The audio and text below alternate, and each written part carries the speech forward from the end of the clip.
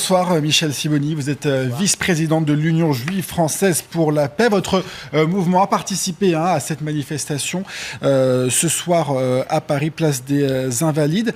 Une autre manifestation est prévue samedi prochain. La police souhaite l'interdire pour cause de risques graves de troubles à l'ordre public. Est-ce que vous comprenez cette décision ? Je pense que le trouble grave à l'ordre public, c'est ce qui se passe à Gaza et les prises de position de notre gouvernement. Vous reprochez la prise de position de François Hollande lorsqu'il s'est adressé à Benyamin Netanyahou pour le soutenir ? Il n'est pas possible que dans la situation actuelle, personne ne soit capable de dire en France, y compris au plus haut niveau du gouvernement, que nous avons affaire à une situation coloniale d'occupation et de colonisation, à une répression et non pas à une guerre, à une opération de répression. Benyamin Netanyahou a dit hier que si on s'attaquait à Israël, puisqu'il y a eu un mort israélien hier, le premier mort versus 200... Oui, mais il y a tous les jours des tirs de roquettes sur l'État hébreu, ça vous ne pouvez pas le nier. Oui, pourquoi ?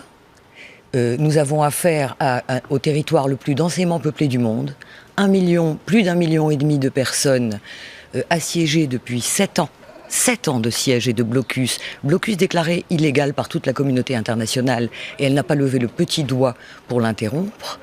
Nous sommes cette année en train de fêter donc l'horrible anniversaire de 7 ans de siège pour une population civile qui subit en ce moment les bombardements, et nous sommes en train de fêter un autre triste anniversaire, celui des 10 ans de l'arrêté de la Cour internationale de justice déclarant le mur, la construction du mur par Israël de séparation illégale et demandant à la communauté internationale d'agir. Et à côté de ça, à côté de cette situation-là, qui est une situation d'oppression, de répression coloniale, notre président de la République ne trouve rien de mieux à faire que d'expliquer que c'est Israël qui est la victime. Mais il faut peut-être faire la distinction entre la population civile palestinienne qui subit et le Hamas, qui est considéré comme une organisation terroriste par les États-Unis et l'Union européenne. Le Hamas, ce sont des personnes. D'accord ? Il y a des milliers de militants du Hamas, il y a aussi des militants d'autres factions à Gaza. Tous subissent la répression. De toute façon, la question est, le gouvernement israélien a décrété l'éradication du Hamas. Mais pourquoi ? Il faut reprendre un minimum de chronologie quand même. Chronologie que personne n'a jugé utile de faire dans ce pays non plus. Nous avons eu, après l'échec des négociations, la constitution d'un gouvernement d'union nationale avec Mahmoud Abbas pour l'autorité palestinienne, incluant le Hamas, d'accord ? Et prévoyant de ramener Gaza au sein de la Palestine, puisque Gaza est exclue et complètement mise à l'écart. À partir de ce moment-là, qu'a dit le gouvernement de Netanyahou ? Il a dit qu'il ne l'acceptait pas, alors que les États-Unis et l'Union européenne ont accepté le gouvernement d'union nationale. Et il a dit qu'il attaquerait le Hamas. Il y a eu le premier prétexte a été la capture de 3 colons que le Hamas n'a jamais revendiqué, et si ça se trouve, il n'a rien à voir avec cette affaire. Beaucoup de gens le disent aujourd'hui. Et à partir de là, on a la décision d'éradication. La proposition de médiation de l'Égypte avait été acceptée par Israël. Elle a été rejetée par le Hamas. Parce que, excusez-moi de vous le dire, vous continuez à adopter l'attitude qui est au fond l'attitude d'Israël, qui est une attitude... Non, j'ai aucune attitude. Non, mais je veux dire par là, dans l'interprétation des faits, il y a une grande tendance, et c'est presque normal, entre guillemets, à adhérer à la vision israélienne. La vision d'Israël est une vision coloniale. Nous réprimons. Non, et quand on voit les images d'aujourd'hui, on n'adhère pas à la position israélienne. Non mais d'accord, absolument. Alors juste je termine ma phrase.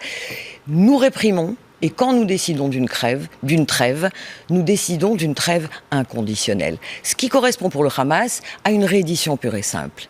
Il n'est pas question d'une trêve s'il n'y a pas levé du blocus. Ça, toutes les organisations qui manifestent en France, le collectif national en tête, le demandent. Lever du blocus, mis fin du blocus. D'accord ? Il n'est pas question d'une trêve, alors qu'un accord a été passé qui a permis de libérer des prisonniers dans l'échange avec Shalit, et que tous ces prisonniers ont été rattrapés s'ils ne sont pas libérés. Un dernier mot à propos de la manifestation qui pour l'instant n'est pas encore interdite samedi. Il y a eu quand même des incidents le week-end dernier. Vous étiez à la manifestation de dimanche ? J'étais à la manifestation, j'ai témoigné là-dessus par écrit. On peut trouver ces articles-là dans le Nouvel Obs et sur Internet et sur les réseaux sociaux. Il y a eu, et aujourd'hui, le Daily Daily, j'ai oublié comment s'appelle ce journal américain, a publié, lui, puisque les grands médias français n'ont pas jugé utile de le faire, les vidéos et les éléments de preuve qui démontrent à l'évidence qu'il s'agissait d'un piège. Il y a eu, plusieurs jours avant cette manifestation du samedi dernier, un appel devant la synagogue de la rue de la Roquette, un rassemblement pour soutenir Israël, qui était sur le site de la LDJ et intitulé d'ailleurs « Keep calm and kill Hamas ». C'est intéressant quand même de savoir qu'on est capable de faire des rassemblements de ce type dans des lieux de culte. Et toute une préparation à l'attaque de la manifestation qui est visible sur Internet. On en a les preuves, on a les copies d'écran, etc.